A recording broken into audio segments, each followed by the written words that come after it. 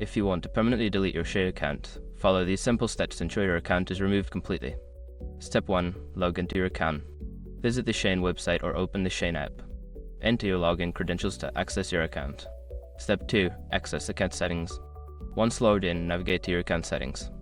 This is usually found in the profile section, often represented by your profile picture or an icon. Step 3. Find account deletion option. In the account settings menu, look for an option related to account management or privacy. Here, you should find the option to delete or deactivate your account. Step 4. Follow deletion instructions. Click on the account deletion option. You may be prompted to confirm your decision and provide a reason for leaving. Follow the on-screen instructions carefully to proceed. Step 5. Confirm deletion. After completing the necessary steps, you should receive a confirmation message indicating that your account deletion request has been processed. Make sure to check your email for any final confirmation from SHEIN. Once you have completed these steps, your SHEIN account will be permanently deleted.